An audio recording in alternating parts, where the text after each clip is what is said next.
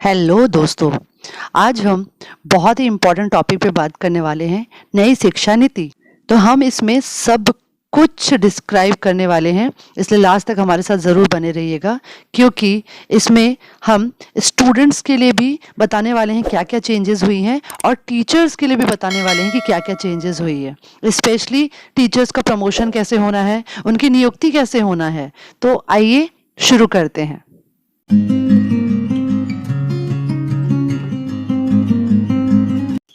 ये जो बदलाव होने जा रहा है, ये दिसंबर 2020 तक लागू करने का आदेश दिया गया है और राज्य को भी निर्देशित किया गया है कि वो भी अपनी तैयारी कर ले। तो ये जो नई शिक्षा नीति है, आने वाले 2021-22 शिक्षा सत्र से लागू हो जाएगा। जैसे कि सभी जानते हैं, कैबिनेट ने नई शिक्षा नीति न्यू एजुकेशन पॉलिसी 2020 को हरी झंडी दे दी है। 34 साल के बाद नई शिक्षा नीति आने वाली है। इसकी खास बातें चलिए देख लेते हैं। सबसे पहले तो 10वीं बोर्ड खत्म होने वाला है, एमफिल भी बंद होने वाला है और मानव संसाधन विकास मंत्रालय अब शिक्षा मंत्रालय बनने वाला है। अब शिक्षा नीति में बदलाव 10+2 की जगह 5+3+3+4 पैटर्न पर होगी। चलिए इसको समझते हैं। 5+3+3+4 यानी कि पहले 5 साल आपको बेसिक एजुकेशन मिलेगी, फिर जो 3 साल है उसमें क्लास 3, 4, 5 की पढ़ाई होगी, फिर उसके बाद जो 3 साल है उसमें 6, 7, 8 की पढ़ाई होगी और लास्ट के 4 साल क्लास 9 to 12 की पढ़ाई होगी। अब 9वीं से 12वीं तक सेमेस्टर सिस्टम होने वाला है, यानी कि पहले आप साल में 3 बार, 4 बार वीकली टेस्ट, मंथली टेस्ट, दुनिया भर के एग्जाम देते थे। अब आपको सिर्फ साल में 2 बार एग्जाम देना पड़ेगा 9वीं से 12वीं तक। नई शिक्षा नीति के तहत 5वीं तक के छात्रों को अब मातृभाषा, स्थानीय भाषा और राष्ट्रभाषा में ही पढ़ाया जाएगा। ये हुई ना बहुत अच्छी बात, क्योंकि अब लैंग्वेज का कोई बाउंडेशन नहीं है। आपको जो लैंग्वेज पसंद है आप उसमें पढ़ सकते हैं। बाकी विषय चाहे वो अंग्रेजी ही क्यों ना हो, एक सब्जेक्ट के तौर पर पढ़ाया जाएगा। यानी अब इंग्लिश का कोई बाउंडेशन नहीं है कि आपको सारे सब्जेक्ट इंग्लिश में ही पढ़ने हैं। सारे सब्जेक्ट आप अपने स्थानीय भाषा में पढ़ सकते हैं या मातृभाषा में पढ़ सकते हैं। इंग्लिश सिर्फ एक सब्जेक्ट की तरह अब पढ़ाया जाएगा, जैसे कि संस्कृत पढ़ाया जाता था। तो हुई ना बच्चों की बल्ले बल्ले। अब सारे बच्चों को पढ़ने में बहुत मज़ा आएगा। ये जो नई शिक्षा नीति है, इससे बच्चों को बहुत ज़्यादा लाभ होने वाला है, बहुत बेनिफिट होने वाला है। वहीं कॉलेज वाले बच्चों की अगर बात करें तो कॉलेज की डिग्री 3 और 4 साल की होगी, यानी कि ग्रेजुएशन के पहले साल पर आपको सर्टिफिकेट मिलेगा, दूसरे साल पर आपको डिप्लोमा मिलेगा और तीसरे साल में आपको डिग्री मिलेगी और यहाँ तक कि चौथे साल में आपको रिसर्च करना पड़ेगा।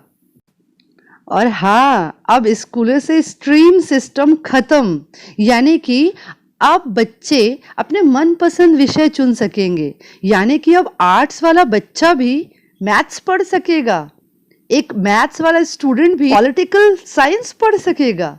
ये तो वाकई में बहुत अच्छी बात है।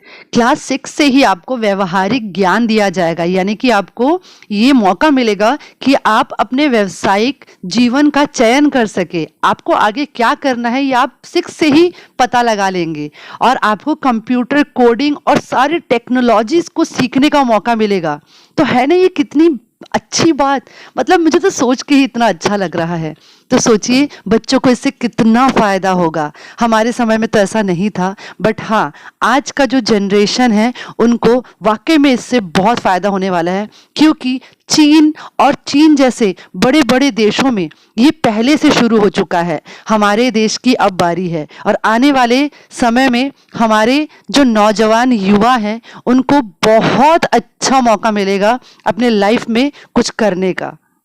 इतनी छोटी उम्र में तो हम मोबाइल कैसे चलाना है ये भी नहीं जानते, और सोचिए क्लास 6 का बच्चा कंप्यूटर कोडिंग सीखेगा, अपना ऐप बनाएगा, अपने सॉफ्टवेयर्स डेवलप करेगा और सबसे बड़ी बात, इस समय में आपको क्लास 6 से लेके क्लास 8 तक के बच्चों को इंटर्नशिप करवाई जाएगी, छोटे छोटे प्रोजेक्ट्स दिए जाएंगे और ये प्रोजेक्ट्स से वो सीखेंगे। सोचिए उनका कितना सेल्फ एस्टीम बूस्ट होगा, उनका कितना कॉन्फिडेंस बढ़ेगा। वो बाहर जाके सीखेंगे कुछ समय के लिए, जो इस सब्जेक्ट में स्पेशलाइजेशन हासिल कर चुके हैं उनके अंडर में रह के काम सीखेंगे। सोचिए कितना अच्छा होने वाला है। वाकई में ये जो एजुकेशनल पॉलिसी चेंज हुई है, ये हमारे भारत में एक नया भारत का युग शुरू होने वाला है। अब एमफिल करना नहीं पड़ेगा, बच्चे अपने मास्टर्स डिग्री के बाद डायरेक्ट पीएचडी कर सकेंगे। ये भी बहुत अच्छी पहल है। स्कूलों में, उच्च शिक्षा संस्थानों में संस्कृत को बहुत ज़्यादा बढ़ावा दिया जाएगा। अब संस्कृत को हर क्षेत्र में आगे बढ़ाने का सोचा है हमारे सरकार ने।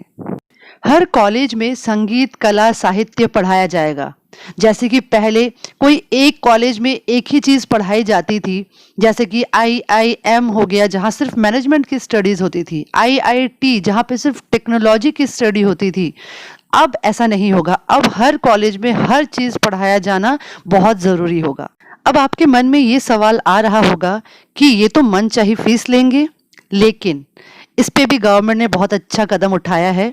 निश्चित फीस से ज़्यादा फीस नहीं लिया जाएगा, ऐसा भी नियम बनाया गया है। तो चलिए अब आपको थोड़ा डिटेल में जानकारी दी जाए। मानव संसाधन विकास मंत्रालय का नाम बदलकर शिक्षा मंत्रालय कर दिया गया है और 10+2 की प्रणाली को अब पूरी तरीके से खत्म कर दिया गया है, जिसको कि अब 5+3+3+4 में विभाजित किया गया है। इसमें जो स्टार्टिंग के 5 साल होंगे उसमें से जो 3 साल होगा शुरू का, वो बहुत ही इंपॉर्टेंट होगा, जिसको कि फाउंडेशन कोर्स कहा जाएगा। यानी कि जब बच्चा नर्सरी KG1 KG2 पढ़ता था, अब उसको स्टार्टिंग के 3 साल फाउंडेशन कोर्स करने होंगे, जिसको कि ECCE का नाम दिया गया है, यानी कि अर्ली चाइल्डहुड केयर एजुकेशन। इसमें स्टार्टिंग के 3 साल बच्चों को फाउंडेशन कोर्स कराया जाएगा। किताबी बोझ बिल्कुल नहीं होगा, शिक्षा की नींव को उनको रखा जाएगा, यानी कि उनको खेल खेल में सारी चीज़ें समझाई जाएंगी, खेल खेल में उनको पढ़ाया जाएगा, जिसमें कि बच्चों का मानसिक विकास बहुत अच्छे से किया जाएगा, और वो भी बहुत सारी खेल खेल की गतिविधियों के द्वारा। यानी बच्चे अब स्कूल जाने में उनको मज़ा आने वाला है। स्टार्टिंग के 5 साल बच्चों को कोई बर्डन नहीं रहेगा और उनको बहुत ही अच्छे ढंग से उनका मानसिक विकास किया जाएगा, उनको पढ़ाई की समझ दी जाएगी। और इसमें ध्यान देने वाली बात यह है कि बच्चा 3 साल की उम्र से ही स्कूल जाना शुरू करेगा। तीसरे साल में, जो पहले साल में वो कदम रखेगा 3 साल की उम्र में, वो आंगनबाड़ी होगा। फिर वो 4 साल में प्री स्कूल में जाएगा। फिर वो 5 साल में बाल वाटिका नाम से इसको लॉन्च किया गया है, उसमें जाएगा। उसके बाद वो अपने 6वें साल में क्लास 1 में जाएगा और 7वें साल में अपने क्लास 2 में जाएगा। इसके बाद का जो +3 है, यानी इसके बाद के जो 3 साल है, उसमें बच्चा क्लास 3 में जाएगा, फिर क्लास 4 में जाएगा, फिर क्लास 5 में जाएगा।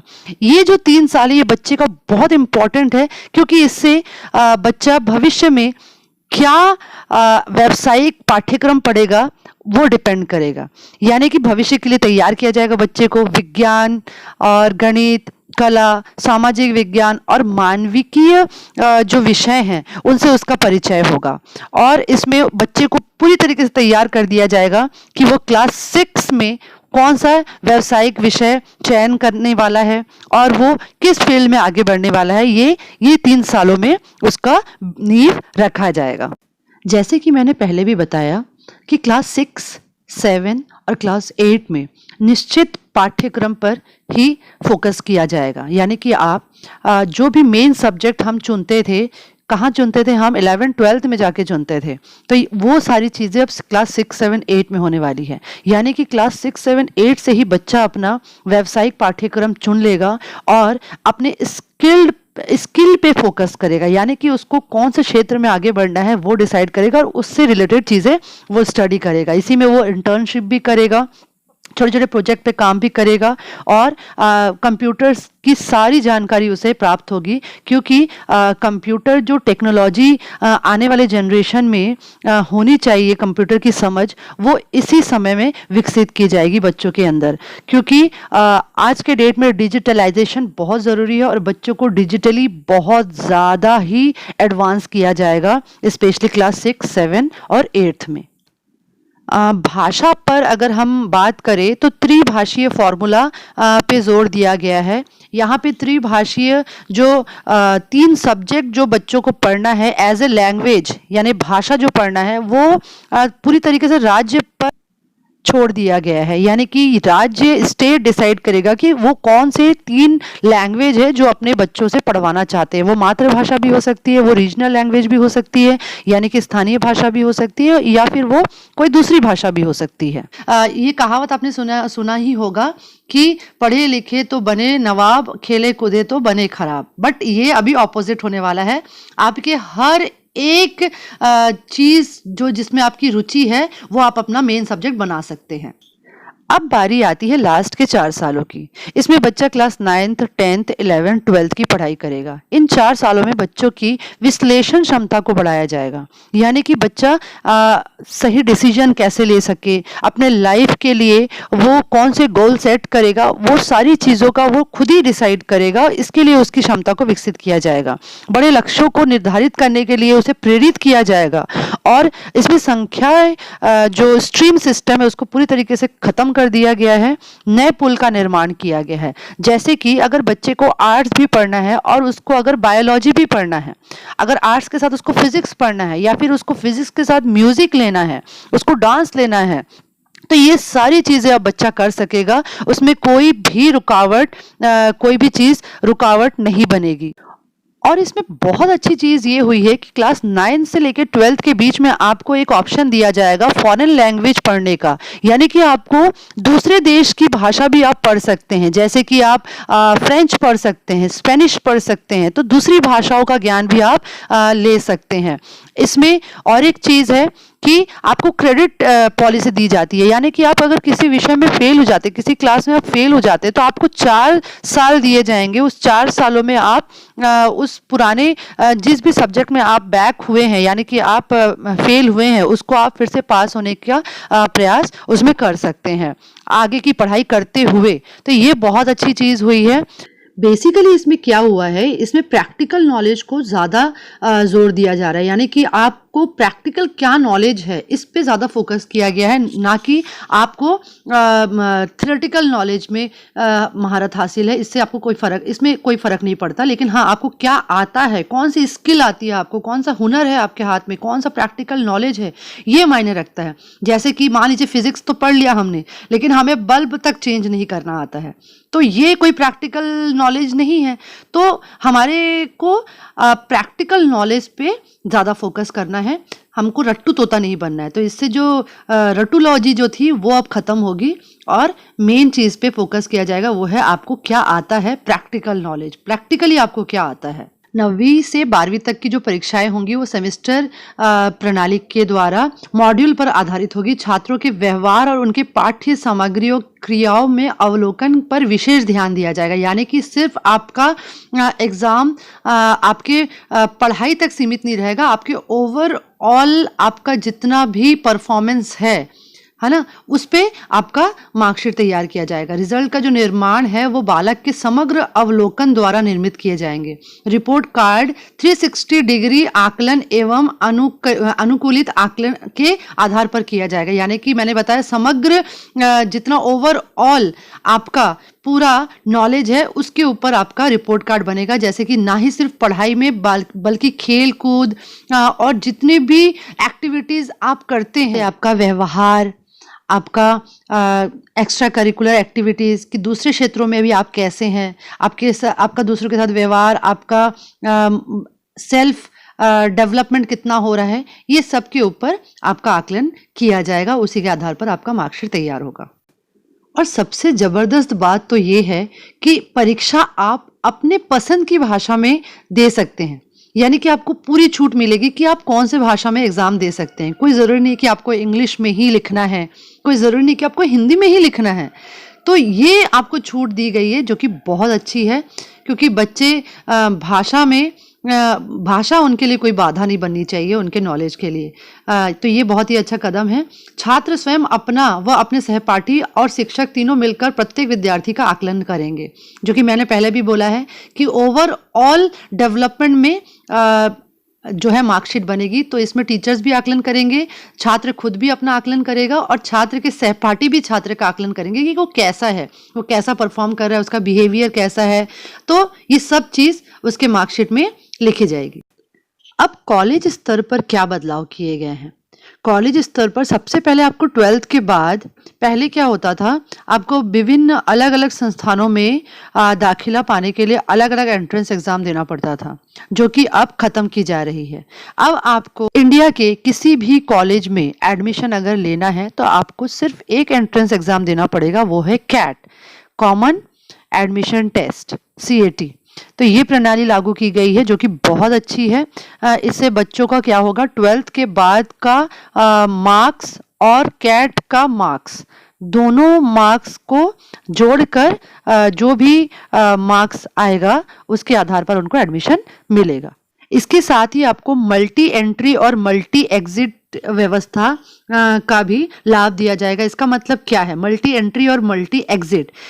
इससे पहले क्या होता था कि आप कॉलेज में एडमिशन ले लिए, मान लीजिए आपने BSc में आपने एडमिशन ले लिया और आपको उसके साथ दूसरा कोई कोर्स करना है, तो आप एक साथ 2 कोर्स नहीं कर सकते थे, लेकिन अब आप एक साथ 2 कोर्स कर सकते हैं। और मान लीजिए वो दोनों कोर्स में से कोई एक कोर्स आपका बीच में अधूरा रह गया, तो आपको ये बेनिफिट या ये लाभ मिल रहा है कि आप बाद में आकर भी जहां पर आप छोड़े थे वहां से आप फिर से शुरू कर सकते हैं। इसका मतलब ये है, मान लीजिए कोई बच्चा किसी कारणवश अपना ग्रेजुएशन का पहला साल कंप्लीट करके दूसरा साल नहीं कर पा रहा है, कोई भी आर्थिक तंगी की वजह से या कोई भी कारण हो उसकी वजह से, लेकिन अब उस बच्चे के पास ये मौका है कि वो 2 साल 3 साल के बाद वापस आकर वहीं से शुरू कर सकता है। मान लीजिए उसने फर्स्ट ईयर पास कर लिया था और सेकेंड ईयर उसने छोड़ दिया था, तो अब नेक्स्ट टाइम वो जब वापस आके एग्जाम देना चाहेगा वो सेकेंड ईयर से एग्जाम दे सकता है। तो ये बहुत ही अच्छा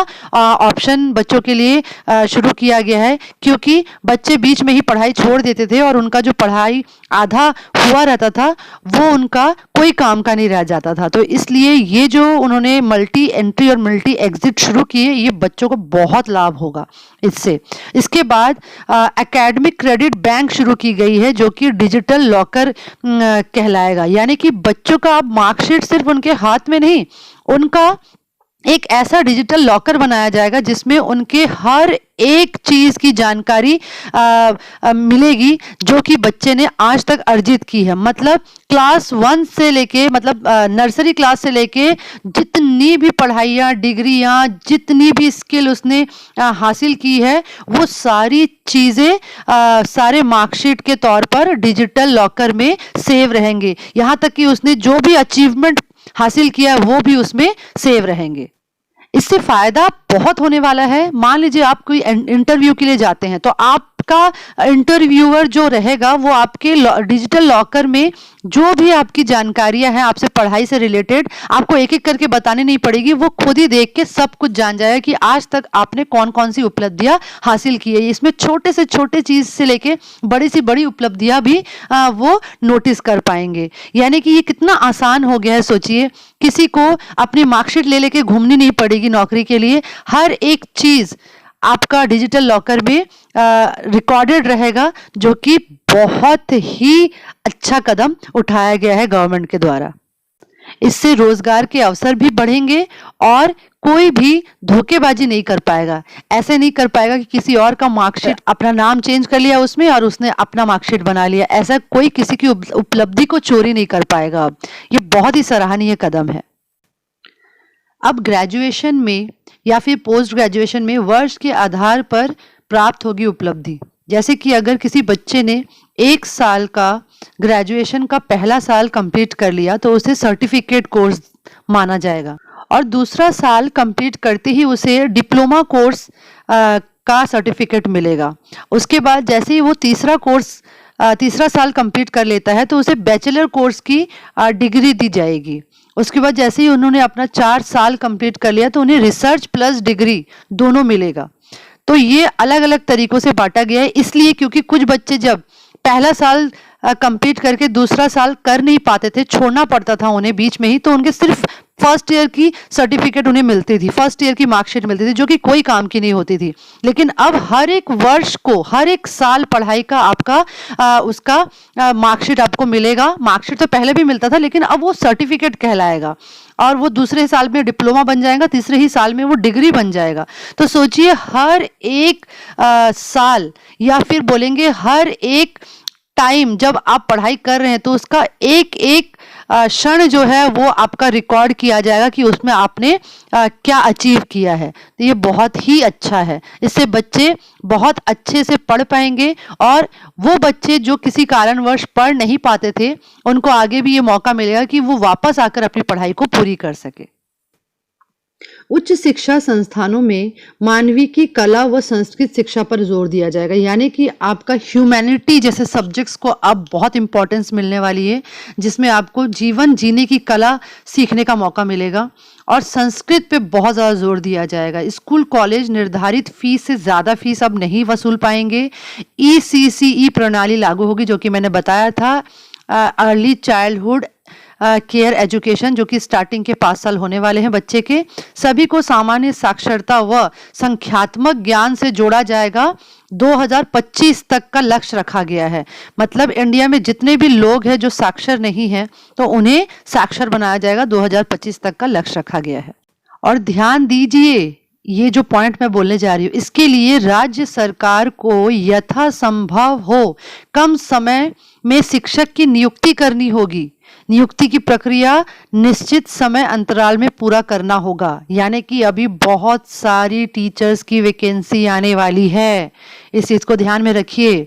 जी हाँ, क्योंकि टीचर्स की बहुत जरूरत होने वाली है। सामान्य कक्षा में छात्र और शिक्षक का अनुपात 30:1 होगा, यानी कि एक टीचर होगा 30 बच्चों के लिए। तो सोचिए कितने सारे टीचर्स की जरूरत होगी। और ये अनुपात अन्य पिछड़े क्षेत्र में 25:1 होगा, यानी एक टीचर 25 बच्चों को संभालेगा। और एक बहुत अच्छा पहल किया गया है, डिजिटल लाइब्रेरी और स्कूल लाइब्रेरी पर जोर दिया गया है, यानी कि अब स्कूल लाइब्रेरी तो रहेगी ही, साथ में लाइब्रेरी भी रहेगी।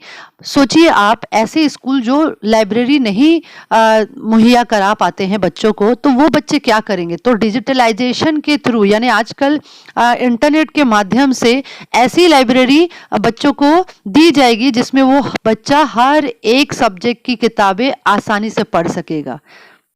शिक्षा 4 बिंदुओं पर केंद्रित होगी। समग्रता, यानी कि ओवरऑल परफॉर्मेंस बच्चों का देखा जाएगा। एकीकृत, यानी कि पूरे इंडिया में एक जैसा सिलेबस रहेगा। रुचिपूर्ण, सिलेबस को बहुत ही इंटरेस्टिंग बनाया जाएगा ताकि बच्चों को पढ़ने में बहुत मज़ा आए। और क्रियाशील बनाया जाएगा, यानी कि गतिविधि आधारित, यानी कि उसमें एक्टिविटी बेस्ड होगा, वो एक्टिविटी पे आधारित होगा। प्रैक्टिकल नॉलेज दिया जाएगा। आलोचनात्मक चिंतन विकसित करने के लिए पाठ्यक्रम के भार को कम किया जाएगा। सबसे गुड न्यूज़ तो ये है कि अब सिलेबस बहुत ही कम हो जाएगा। जब भर भर के हम लोग किताबें पढ़ते थे, अब उतना पढ़ने की ज़रूरत नहीं रहेगी। त्रिभाषा पर जोर दिया जाएगा। 3 तरीके का भाषा हमें पढ़ाया जाएगा। अब अलग अलग बोर्ड नहीं रहेंगे, पूरे इंडिया में एक ही बोर्ड रहेगा जो कि NCF 2020 के नाम से जाना जाएगा। उसी के आधारित कोर्सेस डिज़ाइन की जाएंगी, सिलेबस वही तय करेगा। अब आती है टीचर्स की बारी कि अध्यापक कौन बनेगा। The only best and the brightest will be teachers, यानी कि सबसे अच्छा अध्ययन करता ही अध्यापक बनेगा। TET में हुए बड़े बदलाव। टेट के प्रश्न पत्र का अब स्तर बहुत बढ़ने वाला है। दायरा बढ़ाकर 12वीं तक के शिक्षक को जोड़ा जाएगा, यानी कि पहले टेट प्राइमरी तक के लिए हुआ करता था, लेकिन अब टेट 12वीं तक के बच्चों को पढ़ाने के लिए भी शिक्षक को टेट होना अनिवार्य है। ये ध्यान रखने वाली बात है। तो सोचिए, अभी बहुत ज्यादा कंपटीशन होने वाला है।